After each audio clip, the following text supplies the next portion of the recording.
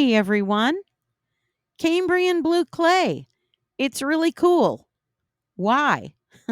Let's find out together. I actually already know, but there's a lot of wild words and years and things I need to read off of here. So I'm going to be reading a little bit of this to you, but I'm also going to tell you some things I know from personal experience. Um, it is hands down my favorite clay that I've ever used. Have I used all of the clays in the world? No, but I've used a lot of them. So this is my favorite that I've come across so far. I'd love it if you let me know your favorite in the comment section because it's just always fun to see what other people like. And I might learn about a clay I've never heard of and give it a try because that's just fun to do. But Cambrian blue clay is quite a rare clay. It is oh, by the way, if you haven't noticed already, your soap types and amounts and all that good stuff is up in the text. I'm only going to continue the text until you get that information, and then you'll have to just listen to me yammering on about what I'm doing. And sometimes what I'm doing on the screen isn't what I'm talking about because I have a lot more to say than allowable in a short video like this. And it's not super short, obviously. It's about a half an hour, but it's not enough time for me to say all of the things I want to say. But as I'm measuring out this beautiful Cambrian blue clay into my little container there and almost knocking it over, you might notice it's not super blue. It looks more gray than blue. And that is true of most Cambrian clay. You can find some that is much bluer and a lighter color, but I want you to be very wary of those and really check out the ingredients list and the description because there are blue clays that claim to be Cambrian blue clay, and they're not. So you don't want to see anything with blue oxide added to it. If it starts off with its first ingredient as kale and clay, then it's fake. It's not really Cambrian blue clay. It should only say Cambrian blue clay. Might say Russian, it might say Siberian, but it should not say anything else as far as an ingredient goes. That means there's additives in there. So, the Cambrian period, we're not going to give you a huge, big history lesson, but just to give you a sense of how ancient this clay is. It is considered to be one of the most ancient clays around. The deposits of this clay have been found um, as early as the Paleozoic era, okay, um, is broken up into several different periods, and the earliest of that is the Cambrian period, which makes this clay about 542 million years old. That's pretty darn old. And that's kind of a cool fact just to know. I mean, you don't know what that necessarily does for your skin, but it is it's really cool. It's usually found, or I should say solely found, um, in Siberia, in various areas near in and around Russia. It is, and that's one of the reasons it's so rare is that it was just this small area that that has the deposits of this particular blue clay. There are other types of blue clay. I'm not familiar with them. So I can't really give you much info on those. But one of the reasons this clay is not really blue, but more of a silver gray, is due to the mineral composition of the clay, which is one of the things that also makes it a really cool clay. It actually contains silver ions. Um, which is, I mean, silver ions are known to be, I'm not going to say they are, and you can't say that your soap is, but they are known to be antibacterial, antimicrobial.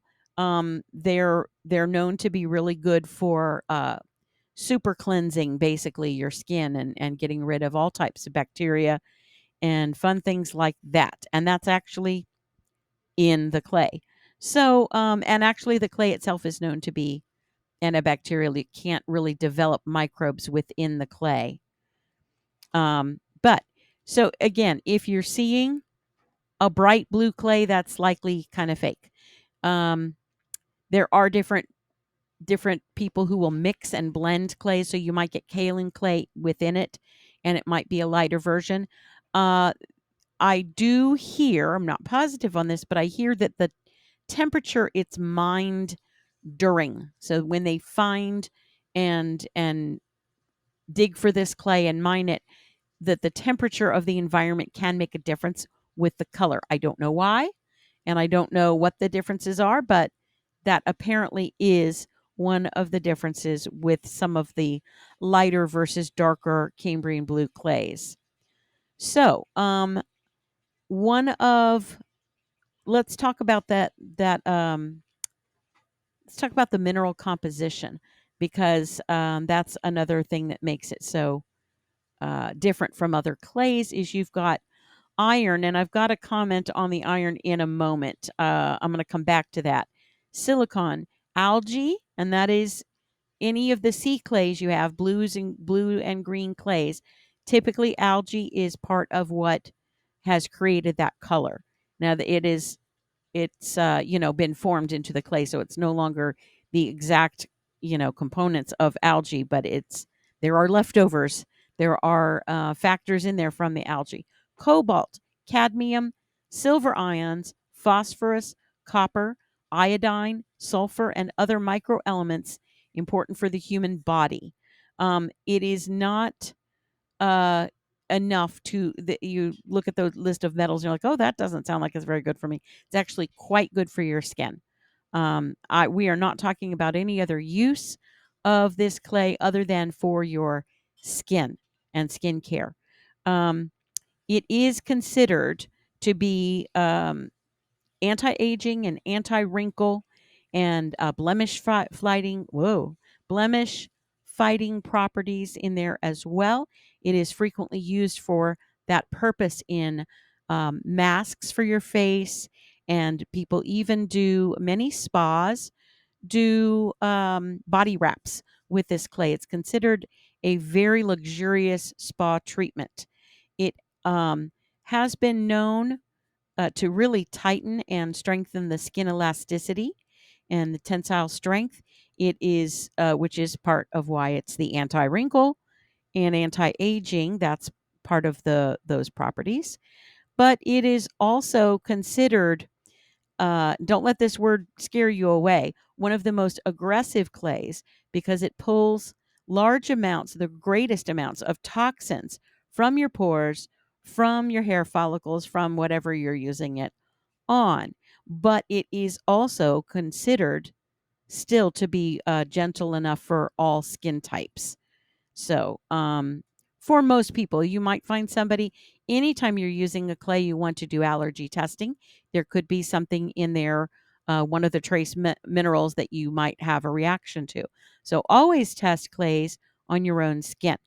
Um, there's some claims that we cannot make as soap makers, at least not in the US. But in fact, all of those claims, because all you can claim in the US is that it cleans your skin.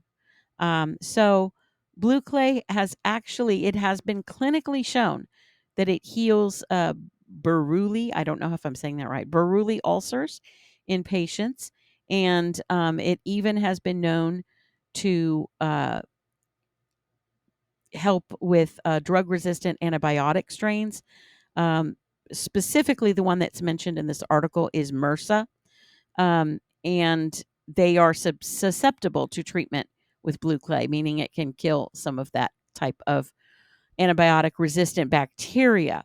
So, part of why it can do that is, and I'm back to the iron that I started off with, reduced iron, which kind of also adds, along with algae, to the blue and green um, hues of clays that are sea clays, or created in oceans, or were created in ancient oceans.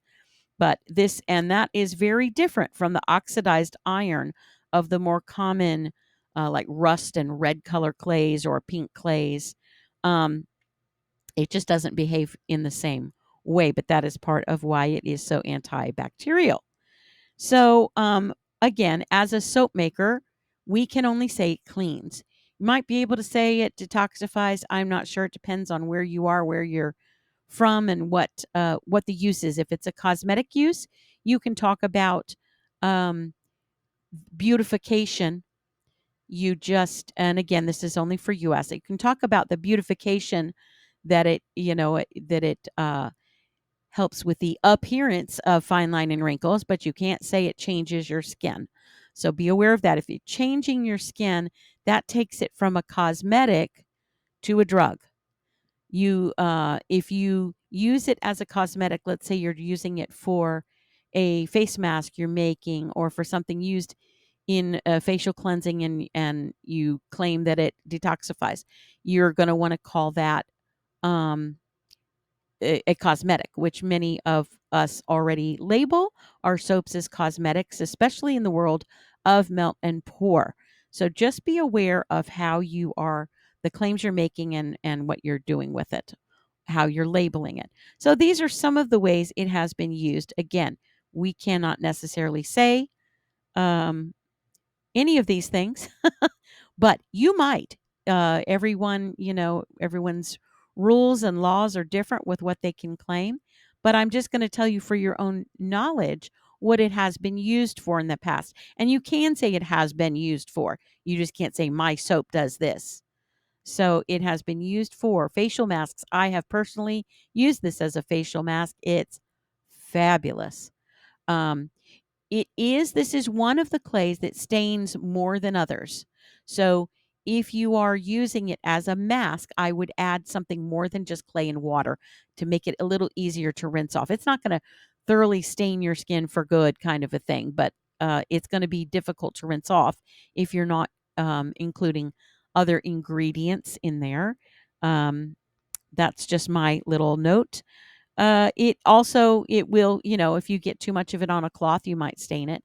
I don't know who in the world worries about staining their washcloths. That's beyond me, but apparently some people do worry about that. So, um, it's been used for, of course, facial masks and a spot treatment for acne. I have not used it for this purpose.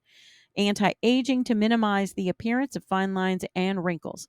Treatment, and anytime you have the word treatment, you're talking about medical. You're talking about a medicine, so be aware of that. But it has been used as a treatment for sunburns and bug bites. It's been used to make a salve for cuts, rashes, and infections.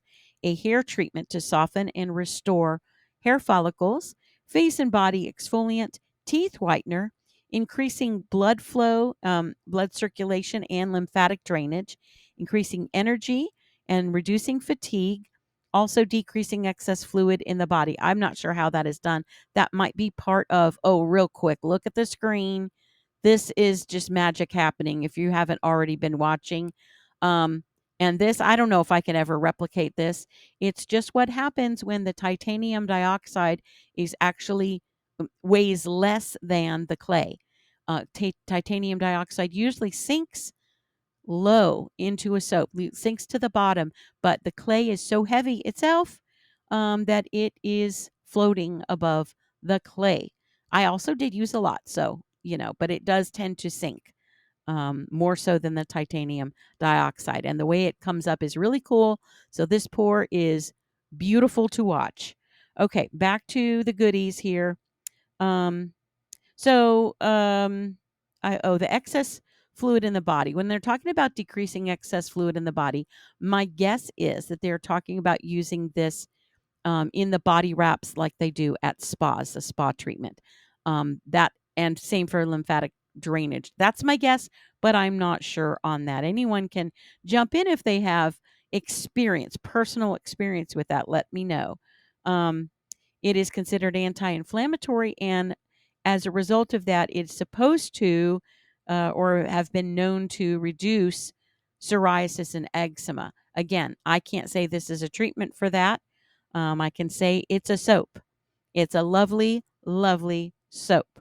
It also uh, is supposed to stimulate the growth of new skin cells and collagen. And so that is where you get your anti-aging properties there. And also says here the reduction of the appearance of blood vessels and cellulite. Interesting. I had not heard that one before I was researching this. I knew lots of good stuff about it, but I had not heard it being used for that type of treatment. Again, maybe some of the body wraps that they do might be specifically for the treatment of cellulite and for detoxification of the body. It's frequently used not only in wraps, but people will use it in a bath of some type, in some type of bath powder, bath milk, bath salts in combination with other things. And it will dissolve into the water just fine, disperse into the water. Um, and you might even find if you're bathing and using a soap heavy in it like this, you might find that you actually see some of the blue appearing a little bit in your bath water, depending on how much you're using.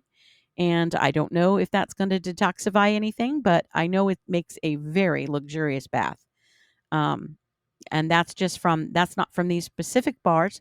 That's from bars I've made in the past for a face soap that I have made several years ago, but loved it, loved it, loved it, loved it. And for the mask too. If you rinse the mask in your bath, then you're going to also benefit, perhaps, by that being in your bath water. So if you have been watching along, all I'm doing is just pouring it at cool temperatures, back and forth. There's no specific pattern or design.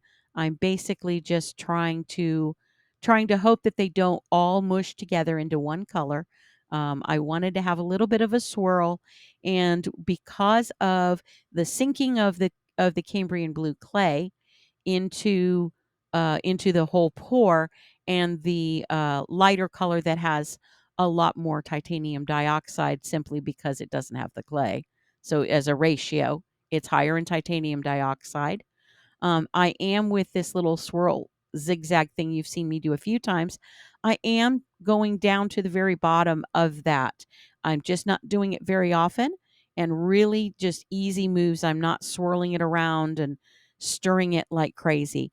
I just want to have it move a little bit and not, hopefully, not to fully incorporate it. And you'll see at the end, it does not do that. But you can also see now at the pour, it's cooling down even more. But uh, I'm hoping you saw the temperatures I had that was showing you the camera.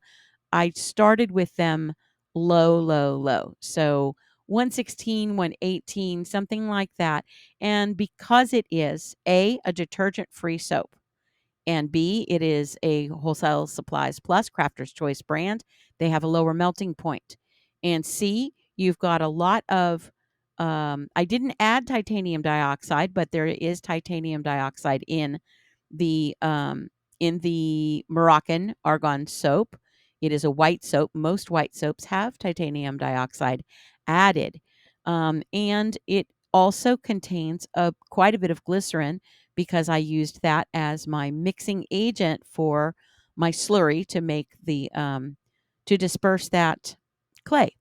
So all of those things together mean it is going to take a long time to set up, which is really cool sometimes when you are trying to do a swirl. Not always, depends on the type of swirl, but it isn't, you notice it isn't setting up on me. I do not at any point in here do I reheat these. The only thing I go back to the microwave for is at the very end. It's coming up soon. I wanted more of the dark gray or bluish gray than the light that I did. And I just didn't quite get the ratio just right. I know I melted them in or I measured them in two different pictures as even, but I did take some from that first picture because I wanted one to be heavier in the soap than the other. The other one, the lighter color, is my accent color in this. And so as you see kind of at the end, the white wasn't showing up at the top as much. I don't know if it was just colder. It wasn't rising up. Um, but so I literally took a cube of soap and melted that, probably about a 1 ounce to 1.5 ounce cube of soap, and melted that very quickly. And that's what I just poured in my sample and drizzled on top of the soap, just because I wanted the top to have a pretty look to it. It is still fairly fluid for quite a while, and so you'll see when I cut these open that does give time for the lighter color and the titanium dioxide to rise toward the top, but it does it in a really cool way, and I was very pleased with the outcome. I've been using this little tiny miniature loaf mold for samples because it's really cool for samples, and it's a neat way to use a pour over. And so I kept that handy because I knew I'd have extra. My loaf mold, the purple loaf mold I have, holds about 42 ounces of soap, and so I melted 50 because I wanted to have a little extra, and I didn't want to accidentally not have too much because that happens sometimes. Either a spill or a variety of things can happen. But ignore those little drips on the top there of this guy here. I do scrape those off, and I had just accidentally drizzled them when I was pouring in the other loaf, and they didn't. It was cool enough; they did not adhere really. I just basically wiped them off, and they were fine, and it was fine all by itself. But those little samples came out really pretty. I thought. I thought the whole little experiment here came out really pretty. I will be, as you may know, if you've been following my Clay in Melt and Pour Soap series, I will be doing the lather test at the end of this series. You all have been very patient, and I appreciate that because I know some of you are really wanting to know what the lather test is like. What does the skin feel? What is it? There's going to be some colored suds. I'm I am not opposed to colored suds, and neither are my customers. Um, in fact, I was thinking of calling this little clay series that I'm doing "Dirty Suds," but I don't know. That's kind of I don't know. It's because it's dirt clay. I mean, is similar, not quite, but anyway, that was a thought I had that really has nothing to do with this video, except if you use this much clay, you're going to see colored suds. So be prepared for that. Again, this video, along with the rest of my Melt and Pour Clay series, is testing the boundaries. We are pushing the boundaries to see how much clay can we add and it still is a soap. So, because there's a lot of um, differing opinions out there. And it very likely is going to vary according to the type of soap you use. The type of soap I use for this, again, Melt and Pour soap from Crafter's Choice brand at Wholesale Supplies Plus, holds more additives than some other types. I'm not paid by them for anything. So I'm definitely not an affiliate, and I'm definitely not been sponsored. I really, really like the products, and one of the reasons I really like them is you can get away with more additives than in some other brands. This one you can get up to, it depends on what you're adding too. You can get up to 6% additives in, and it still turns into a soap. Does it mean it's ideal? Not always. If you add 6% oil or 6% fragrance oil, yeah, no, don't do it. That's just my humble opinion and my semi-professional advice. Don't add that much oil, and don't add anywhere near that much fragrance oil. That's too much for most soaps. If you're looking at the IFRA percentages, which is the recommendation, the organization that gives the recommendation for what is allowable as far as skin safe, um, that's a lot. That's a very high number for soap.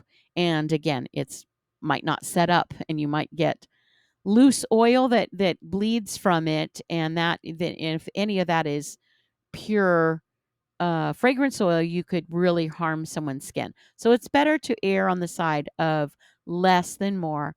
And most brands, if you're using 6% and it doesn't smell enough, that's a bad brand. That's It's usually that's way more than you need. I typically tend to use between 1 and 2%. Occasionally, I'll go a little bit higher if the IFRA standards allow me to, and it might be perhaps a very mild fragrance. As I mentioned earlier in this one is scented with fragrance, not fragrance oil, but essential oil. I'm using French lavender essential oil in this.